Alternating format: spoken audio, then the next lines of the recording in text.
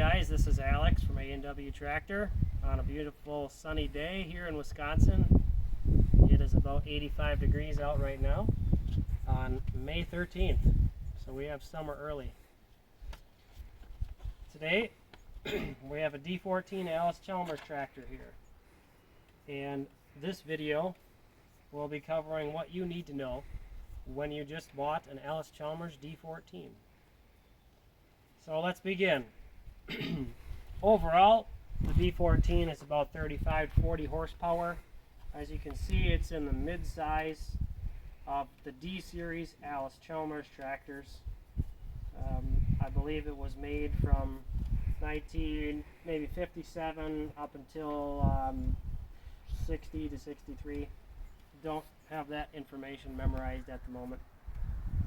But this video will cover anything a new owner of a D14 should need to know. Maintenance, fluids, what to check, what to look at, how to operate it. So I guess first thing I'd like to do though is, because often when you buy a new tractor, new to you, there's some parts that you want to replace right away.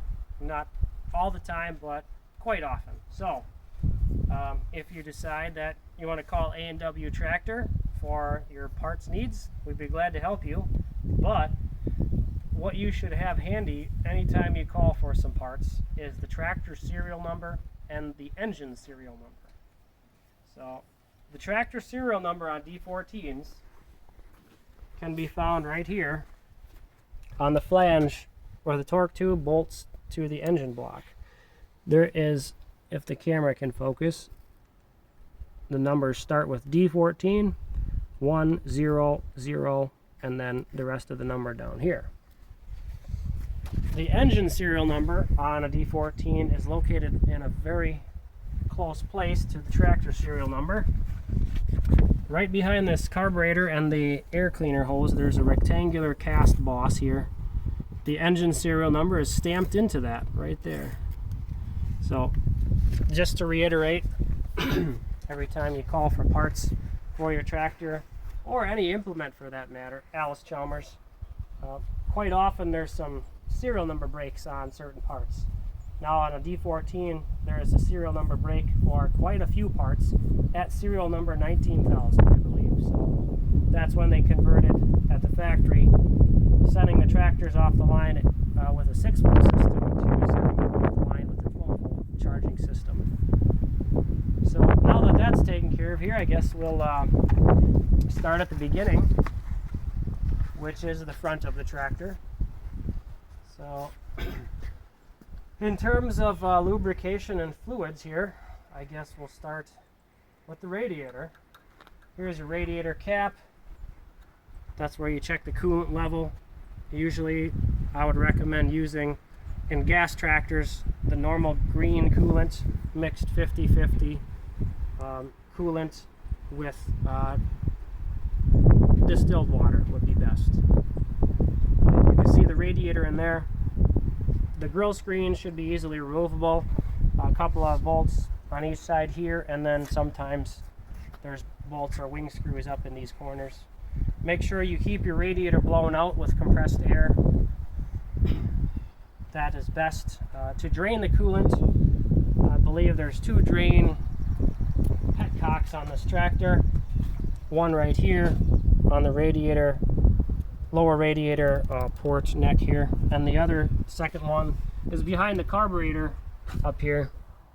You may not be able to see it, but it's up there. That drains the block of coolant. So I have a handy dandy chart here.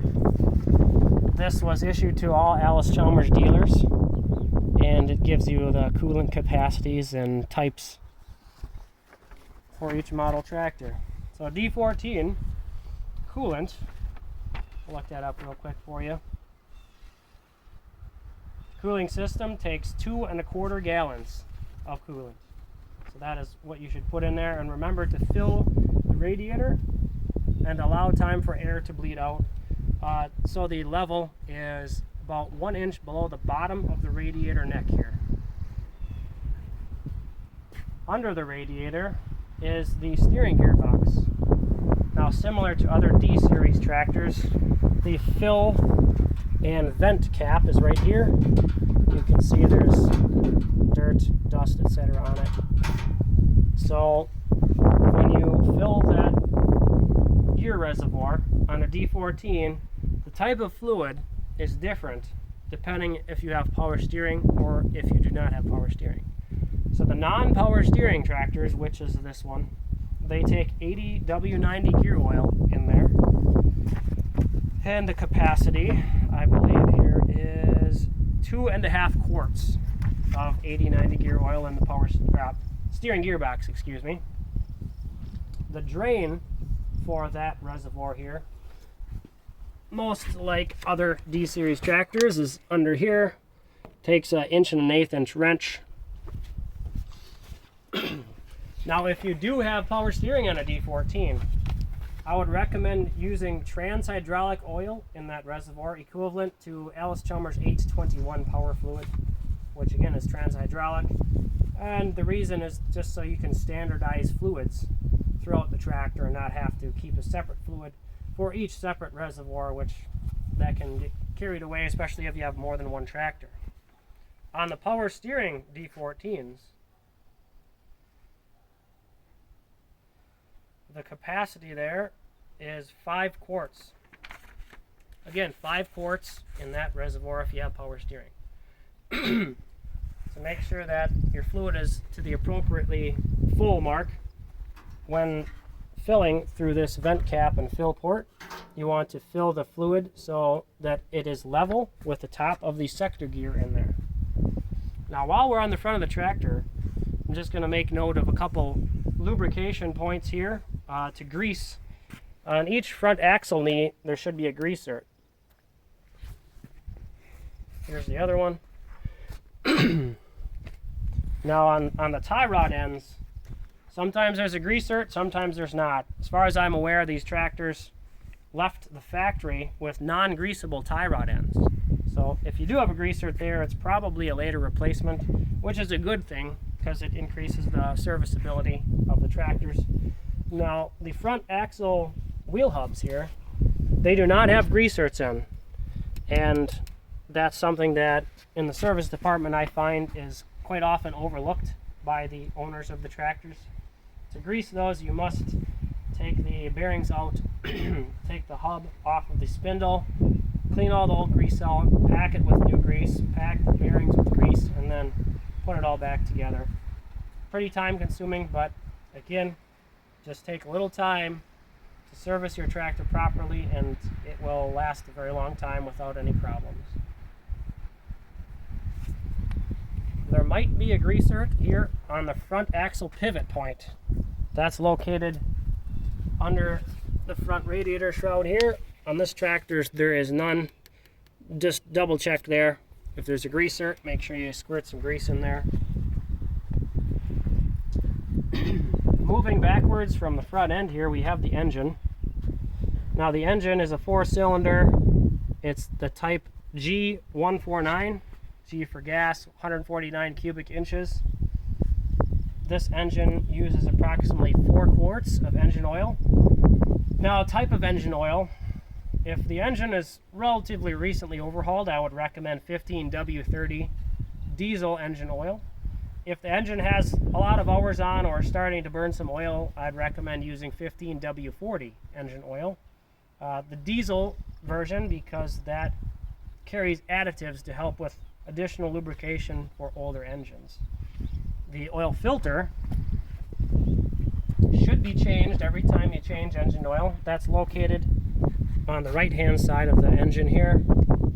It screws on and off. And of course, the way to check the engine oil, your dipstick is located here, right next to the oil filter and a little bit below it. Make sure you fill between the full mark on the dipstick. The engine oil is drained on the bottom of the oil pan. Right here, there's a drain plug. And the engine oil is filled under the hood. Something every Allis-Chalmers owner loves about these D-series tractors is to service the engine. The sheet metal is very easily removable. In fact, there's no other tractor of this era that you can get at the engine compartment quite as easily as these D-series.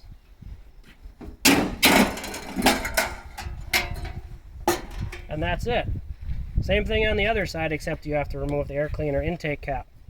So to fill the engine oil again, this is the fill port on the top of the valve cover there. Don't fill too fast. Oil could build up in there. Give it time to drain down to the oil pan.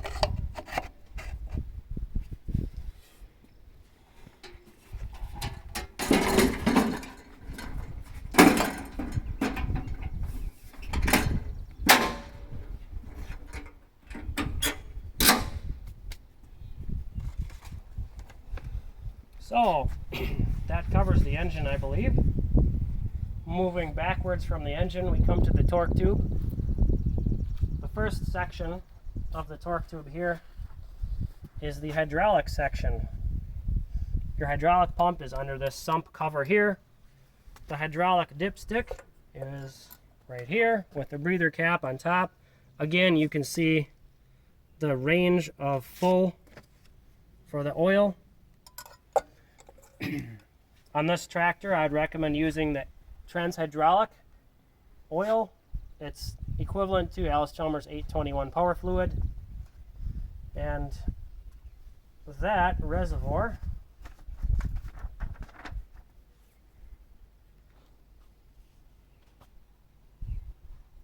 takes 9 quarts of trans hydraulic fluid. The drain plug is located on the other side of the tractor, the left side when sitting in the operator's seat. And drain plug for hydraulics is right here. Uses a 1 1/8 inch wrench. Pretty normal for drain plugs on Allis tractors. There is no hydraulic filter. So right above the torque tube we have the fuel tank. This is the fuel cap here. You fill the fuel after taking the cap off. I believe it holds about 15 gallons. You have a fuel gauge facing the operator's seat back on the top there. And on the bottom and front of the fuel tank you have the sediment bowl. This one is pretty rough, but should still function properly. There's a screen at the top of the sediment bowl which filters out any large particles that could otherwise get into the carburetor and clog up some passages. The on-off valve is the petcock here. And this sediment bowl is glass. It should be cleaned and serviced every 10-20 hours, something around that, just to make sure that it stays nice and clean. Water will also collect in the bottom, so you don't want to let water sit during freezing weather. Right forward of the sediment bowl, here we have the oil bath air cleaner. Now on the early tractors, air cleaners were oil bath, and what that means is the intake air is sucked down into the air cleaner, and in order to get sucked the rest of the way into the carburetor and engine, the air has to go under the level of the oil and then back up in a loop. So the theory is that the wet oil will catch any contaminants, dirt, dust, flies, hornets, etc. And then the contaminants will get stuck in the oil while just clean air continues on to the engine. So anytime you change engine oil, you should change or at least check the oil cup here in the oil bath air cleaner. Use the same oil as you use in the engine. And again, the level is stamped to the outside of the cup there. So moving backwards from the fuel tank and the hydraulic system, on this tractor, the back half of the torque tube contains a separate oil reservoir for the power director and the PTO gears. This reservoir here is checked with this dipstick. It is also a vent. It quite often gets overlooked because it looks just like the head of a large bolt. Be sure to take that off, check the fluid, make sure it's at the proper level. Again, trans hydraulic fluid equivalent to Allis-Chalmers 821. And capacity for this section is again 9 quarts. Pretty handy because the hydraulic section is also 9 quarts. Forgive me here for a little bit because it's pretty mosquito-y here, especially in the spring, which is right about now. So if you see me swatting away, condolences are accepted. Moving behind the torque tube here, we have the transmission section. This reservoir lubricates the transmission gears and the differential gears in the back end. Same reservoir. The dipstick and fill port is located right here between the operator's legs. And again, you have a range where the fluid should be. And again, this uses Allis-Chalmers 821 power fluid, which is trans-hydraulic oil. And the capacity escapes me at the moment, so I have to look it up again. It is 14.5 quarts of trans-hydraulic. Now on these particular tractors, slightly overfilling. The transmission is okay. Maybe a 1/4 inch high, that's about it. I've ran into a couple of issues in the service department where first gear, you have a problem if you run low on oil at all. But other than that, fill it up to the line on the dipstick and you'll be fine. So the drain port on this transmission is located at the very bottom of the transmission housing between the axles here. Takes a 1 1/8 inch wrench, and you can see right there is the drain plug. Make sure you have a 5-gallon pail handy. Don't want to overflow a small pail. So there's only 2 other reservoirs on this tractor, and they quite often get overlooked as well.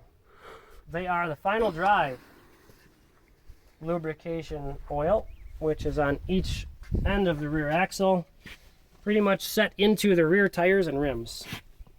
Now, these oil pans take 80 W90 gear oil. The fill port is this plug right here. That is also a level plug, as there is no dipstick. So you fill the oil up until it's level with this plug. To drain the oil, you must remove the whole pan, which takes a cork gasket around the outside, of course. I believe that takes 1 quart of 80 W90 oil, and I am correct. 80 W90 oil, 1 quart per final drive, excuse me. Yeah, quite often you'll find that oil has not been changed in quite a while. And that, I believe, concludes the lubrication part of this video. Nothing else that I can think of here. So I guess we should go on to the operator control section of the video. So from the operator seat here, if the camera can come around back, maybe that would be a little easier. So of course you have your steering wheel. Turn the top of the wheel to the left, the tractor goes left, the opposite happens. So this is your clutch pedal on the left hand side. Press the clutch pedal all the way down so you can engage PTO and shift gears. If you're buying the tractor here for the first time, make sure your clutch pedal has free play in it. That's critical to a well-functioning clutch. If you cannot feel any free play, that means the clutch is probably not all the way engaged and is being held in the slightly disengaged position. Not good. Parts wear out faster that way. Just inside of the clutch pedal here, we have this lever. This is your PTO engagement lever. Moving the lever forward is engaged. The lever back in the rear, or almost a vertical position, is the disengaged position. To engage and disengage the PTO, you must press in the foot clutch pedal.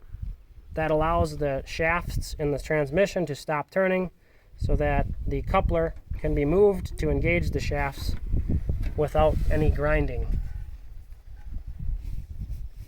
This lever here is the gear shift lever. You have a gear shift pattern cast into the top of the transmission, 4 forward gears and reverse. In each of the gears you have 2 ranges essentially. Now that is provided by this lever on the right hand side of the tractor here. This is called the power director lever. It shifts the power director clutch in the back of the torque tube. The lever in the forward position is in direct drive or in high range. Moving the lever to the middle position is in neutral. The neutral position in the power director allows for the PTO to continue turning while the tires either slow down or come to a stop. Pretty handy for rototilling, baling small squares of hay, something where you need a slightly variable speed or you just want to creep along very slowly. And the power director moved all the way back. That would be the low range position. So you have high and low in each gear with a neutral position.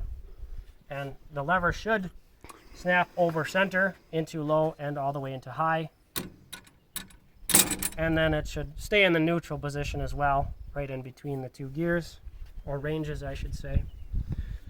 So moving on to the control levers behind the steering wheel. This lever here operates the hydraulic pump. The lever at a 45-degree angle is roughly in the hold position. Moving the lever to the top here, or raising the lever, actuates the hydraulic pump. If you have any hydraulic powered remotes, it will raise or actuate them at this point. It also raises the lift arms on the back, which you can see on this tractor. They have a 3-point adapter set up. The lift arms are in the hold position, relatively halfway up right now. So that's the raised position. At a 45-degree angle is the hold position, neither raised nor lower. And moving the lever all the way down is in the lower position. So the hitch, etc., should begin to move down. Sometimes there needs to be weight on it because it is a gravity down system and power up. So the lever slightly above the hydraulic control lever is your traction booster sensitivity lever. Most times this is just kept all the way in the down position. If you're using a mounted plow, something of that nature, I guess you would adjust your traction booster sensitivity depending on the soil conditions and how hard the plow is pulling, etc. This lever here is your throttle. It's the go fast lever. The lever in the up position is at idle. Moving the lever down or back increases the speed of the engine to full throttle. When starting the tractor, you don't want to just all of a sudden slam the throttle lever wide open. Not good for the engine. At least wait for oil to circulate before revving it or just taking off like a bat out of hell. So below those levers we have the instrument panel. In the upper right is a temperature gauge. Lower right is traction booster. Below the traction booster is your light switch, just a normal in and out. Below the light switch is an option that not all D-Series tractors have. It's your belt pulley engagement.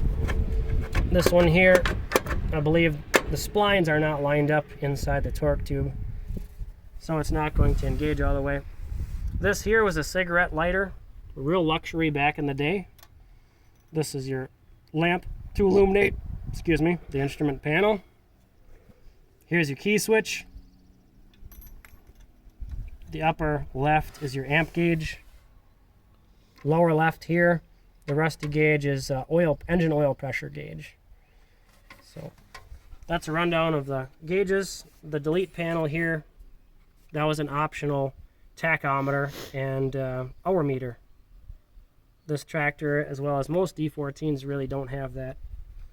It cost an additional $20 or something to that effect back in the day. And then of course your fuel gauge up here facing the operator. Your choke lever, I guess I kind of skipped over that. That would be located to the left side of your instrument panel here. Pulling it back engages the choke, and pushing it forward turns the choke off. One other lever on the other side here.